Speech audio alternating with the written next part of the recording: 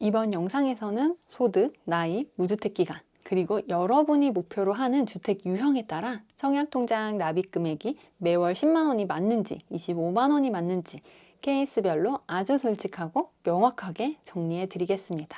특히 영상 후반부에는 청약제도보다 더 확실하게 여러분의 자산을 불려주고 인생의 역전을 일어날 아주 중요한 실전 정보가 숨어 있으니 이번 영상 끝까지 시청하시고 그 핵심 인사이트를 꼭 얻어가시길 바랄게요. 안녕하세요. 반지하 시행착오를 넘어 반포 대단지 입성까지 실전 자산 성장 전략을 전하는 하이엔 재테크의 대표 하이엔입니다. 청약통장 한 달에 10만 원을 넣어야 할까요? 아니면 25만 원을 꽉 채워 넣어야 할까요? 남들이 다 10만 원씩 하니까 막연히 따라하고 계신 분들이 정말 많은데요. 하지만 몇 년이 지나고 그때 무리해서라도 더 넣을 걸.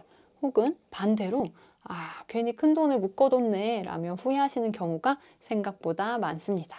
청약통장은 한번 방향을 잘못 잡으면 짧게는 몇 년, 길게는 10년 이상 소중한 자산 계획에 큰 영향을 주기 때문에 처음 세팅이 매우 중요한데요. 이 기준만 제대로 알고 계셔도 나중에 왜 진작 아무도 안 알려줬지? 라는 후회를 완벽하게 줄이실 수 있어요. 청약통장 25만 원, 과연 누구에게 필요할까요? 청약은 크게 두 가지, 민간 분양과 공공 분양으로 나뉘는데요. 민간 분양은 레미안, 자이, 프루지오처럼 우리가 잘 아는 민간 건설회사가 짓는 아파트이고, 반면 공공 분양은 LH, SH 등 공기업에서 국민들을 위해 직접 지어서 분양하는 아파트예요. 이 둘은 명확한 차이가 있는데요. 공공 분양은 민간 분양에 비해 분양가가 상대적으로 저렴하다는 장점이 있지만 그만큼 지원자의 소득이나 자산 기준이 굉장히 엄격하게 적용돼요. 반대로 민간 분양은 분양가가 공공 분양 대비 상대적으로 높더라도 일반 공급에서는 소득이나 자산 제한이 덜해서 진입 장벽이 조금 다르다는 특징이 있습니다. 이렇게 건설하는 주체와 목적이 다르기 때문에 당첨자를 뽑는 기준도 완전히 다른데요. 주택 공급에 관한 규칙을 보면 민간 분양은 통장 가입 기간을 채우고 살고 있는 지역과 원하는 평수에 맞는 최소 예치금, 입장료라고 이해하시면 기억하기 쉬우실 거예요. 만 입주자 모집 공고일 전까지 딱 채워두시면 돼요. 예를 들어 서울에서 84, 즉 국민평형에 청약하려면 통장에 딱 300만 원만 들어있으면 돼요. 통장에 300만 원을 넣은 사람이나 3천만 원을 넣은 사람이나 이 입장료 300만 원만 냈다면 완전히 동일한 출발선에 서게 되는 거죠. 이렇게 똑같은 출발선에 선 수많은 사람들 중 민간 분양에서 당첨자를 뽑는 기준은 바로 가점제인데요. 다시 말해 민간 분양은 통장에 돈을 많이 부어서 이기는 것이 아니라 집 없이 오래 버티고 부양할 식구가 많아야만 이길 수 있는 철저한 가점 게임인 거죠. 그러니 민간 분양을 목표로 하고 계시다면 어차피 가점 싸움이기 때문에 당장 생활비가 부족한데 무리해서 매월 25만 원을 꽉꽉 채워 넣을 필요가 없어요. 다만 세금 환급을 꼼꼼히 챙기는 분들이라면 이야기가 조금 다른데요. 여기서 팁을 하나 드리자면 23년 세법 개정으로 소득공제 납입 한도가 기존 연 240만 원에서 연 300만 원으로 상향되었고 2024년 납입분부터 바로 적용되었어요. 총 급여 연소득 7천만 원 이하의 무주택 세대주가 매월 25만 원씩 1년을 꽉 채워 300만 원을 납입하면 그 납입액의 40%인 최대 120만 원을 과세 대상 소득에서 깎아주고 있는 거죠. 여기에 더해 2024년 세법 개정으로 본래 세대주만 받을 수 있었던 이 혜택이 25년 납입분, 25년 귀속 연말 정산부터는 조건을 충족하는 무주택 세대주의 배우자에게까지 확대된 거예요. 따라서 당장 민간 분양 당첨만을 목표로 하시더라도 매년 돌아오는 세금 환급 측면까지 꼼꼼히 고려한다면 매일 25만 원 납입은 재테크적으로 매우 유리한 선택이 될 수도 있는 거죠. 반면 공공분양 일반 공급은 가점제나 추첨제가 아니라 오로지 저축 총액이 많은 순서대로 당첨자를 선정해요. 공공분양 당첨 확률을 높이려면 나라에서 인정해주는 이 저축 총액을 최대한 빠르게 늘리는 것이 핵심인데요. 그럼 여기서 이런 궁금증이 생기실 거예요. 목돈이 생겼을 때 한 번에 1,000만 원을 확 입금해 버리면 당첨에 유리하지 않을까요? 정답은 아닙니다. 한 달에 납입이 인정되는 최대 금액이 딱 25만 원으로 정해져 있기 때문인데요. 아무리 한 번에 큰 돈을 통장에 밀어 넣어도 당첨자를 가리는 진짜 저축 총액을 계산할 때는 그 달에 딱 25만 원만 넣은 것으로 계산해버려요. 따라서 공공분양을 노리고 계신 분이라면 다른 꼼수 없이 한 달에 납입이 인정되는 최대 금액인 25만 원을 매월 거르지 않고 꾸준히 오랫동안 납입하는 게 압도적으로 유리합니다. 지금까지 말씀드린 내용은 청약을 준비하는 분들께 꼭 필요한 핵심 포인트예요. 이 정도만 들어도 이렇게 준비하면 되겠다 계획이 정리되시는 분도 계실 거예요. 하지만 아직 막막하다거나 지금까진 예산으로 가장 최선의 선택을 하고 싶으신 분들은 고정 댓글 참고하셔서 관련 영상 시청해주세요. 자, 이렇게 청약의 룰을 명확히 알았으니 이제부터 매월 25만 원씩 부으면서 언젠가 찾아올 당첨의 날만 얌전히 기다리면 될까요? 저는 단호하게 아니라고 말씀드리고 싶어요. 기약 없는 청약만 바라보고 내 집 마련을 미루는 것은 너무 위험해요. 지금부터 청약 제도보다 더 확실하게 여러분의 자산을 불려주고 인생의 역전을 이뤄낼 아주 중요한 실전 정보를 공개하겠습니다. 기약 없는 청약만 기다리면 안 되는 이유 3가지. 첫째, 입주 물량과 공급의 구조적 급감이에요. 26년 현재 서울 아파트 입주 물량은 약 2만 5천여 가구 선으로 10년 내 최저 수준이에요.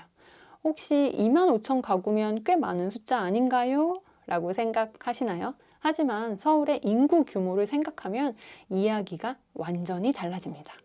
전교생이 1,000명인 고등학교가 있다고 상상해보세요. 만약 점심시간에 맛있는 햄버거를 딱 25개만 만들어 놓았다면 햄버거 25개 자체는 많아 보일 수 있지만 먹고 싶어하는 고등학생이 1,000명이라면 턱없이 부족하겠죠? 서울에는 무려 1,000만 명 가까운 사람이 살고 있어요. 매년 새롭게 결혼하는 신혼부부, 독립하는 청년들, 낡은 집에서 새 집으로 갈아타려는 수요까지 감당하려면 1년에 최소 4만에서 5만 가구는 꾸준히 지어져야 합니다. 따라서 2만 5천 가구라는 숫자는 시장에 쏟아지는 수요를 도저히 소화할 수 없는 물량 부족 상태를 의미하는 거죠.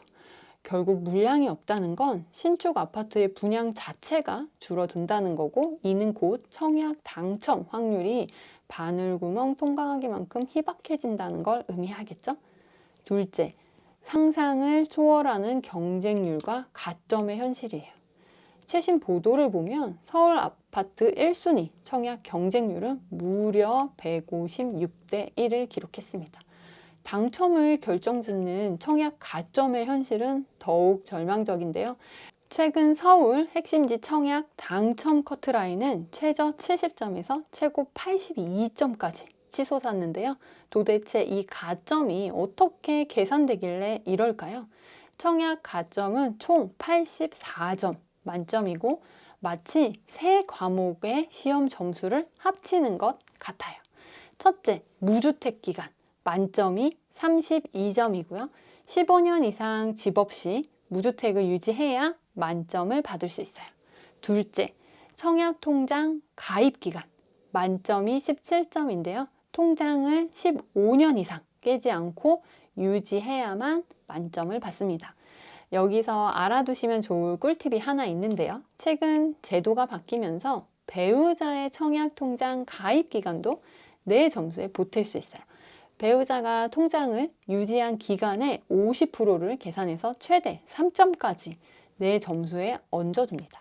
즉 부부가 함께 청약통장을 잘 유지해 왔다면 보너스 점수를 받아 17점 만점을 채우기가 한결 수월해지는 거죠. 단 부부의 점수를 합쳐도 최대 한도는 17점까지만 인정이 돼요. 셋째, 부양가족 수 만점이 35점인데요. 청약 신청자 본인은 빼고 계산하고요. 기본 점수 5점에 가족 1명이 늘어날 때마다 5점씩 추가돼요. 예를 들어 계산해 볼게요. 평범한 4인 가구 본인과 배우자 그리고 자녀 2명이 있다면 나를 뺀 부양가족이 3명이죠. 그러면 기본 5점에 3명의 5점씩 해서 총 15점을 더해서 토탈 20점을 받게 돼요. 그럼 아이가 셋인 5인 가족은 어떻게 될까요? 부양가족이 4명으로 늘어나죠. 기본 5점에 이 4명 곱하기 5점인 20점을 더해 25점을 받게 돼요. 노부모님을 모시는 7인 가구라면 나를 뺀 부양가족이 6명으로 늘어나죠. 기본 5점에 6명 곱하기 5점인 30점을 더해 35점을 받게 됩니다. 즉 7인 가구가 되어야만 비로소 만점인 35점을 받을 수 있어요. 여기서 팁을 하나 드리자면 가점 계산을 하는 방법을 이해하셨어도 막상 내 상황에 대입해서 계산하려면 조금 헷갈리실 수 있잖아요. 그럴 때는 혼자 고민하지 마시고 한국부동산원이 운영하는 청약홈 홈페이지에 들어가셔서 청약 가점 계산기를 활용해 보세요.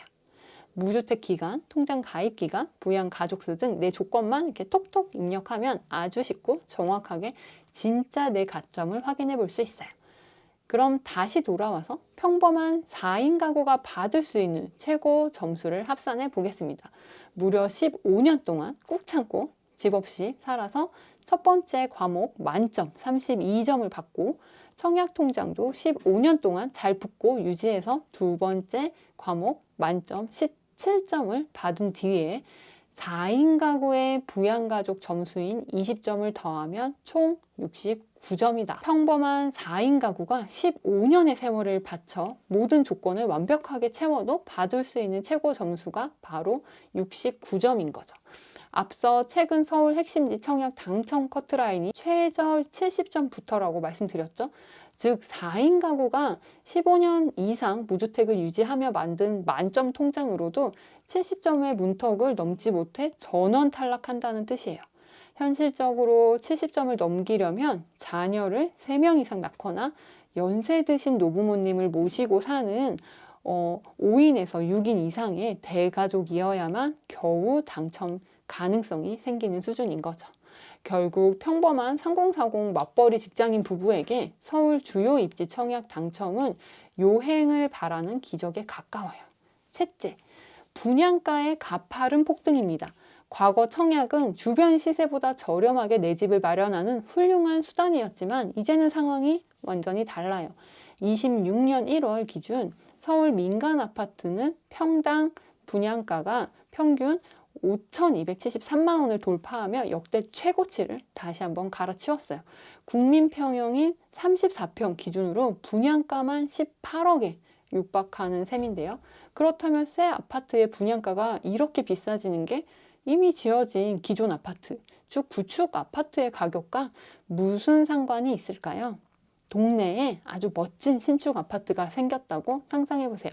그런데 자재비와 인건비가 폭등해서 신축 아파트의 분양가가 18억일 때 그럼 그 동네의 구축 아파트의 보유자는 어떤 생각을 할까요? 우리 단지 바로 옆에 새로 지은 아파트가 18억이나 하네. 우리 아파트도 14억으로 가격을 올려야겠다라고 생각을 하게 돼요. 게다가 18억짜리 새 아파트가 너무 비싸서 부담스러운 사람들이 가격이 상대적으로 저렴한 구축 아파트로 눈길을 돌리고 구축 아파트를 사기 시작하면 구축 아파트를 찾는 사람은 많은데 또 매물이 부족해지니 구축 아파트의 가격을 15억으로 호가를 올려서 팔게 되는 거죠. 이를 부동산 시장에서는 가격이 서로 이렇게 맞춰진다라고 해서 키 맞추기 현상이라고 부르는데요. 결국 계속해서 오르는 원자재 가격과 인건비 때문에 분양가는 앞으로 내려가기 어려워요. 분양가가 오르면 키 맞추기 현상에 의해서 기존 구축 아파트 가격도 도미노처럼 함께 오르는 거죠. 조금 더 기다리면 싼 분양이 나오겠지 하며 시기를 늦추다가는 폭등하는 분양가에 밀리고 기존 아파트들마저 다 비싸져서 영영 서울 아파트 시장에 진입조차 못하는 씁쓸한 현실을 마주할 수 있습니다. 아니 그럼 이렇게 비싼데 어떻게든 영끌해서 지금 사라는 건가요? 라며 답답함을 느끼실 수 있어요. 이해합니다.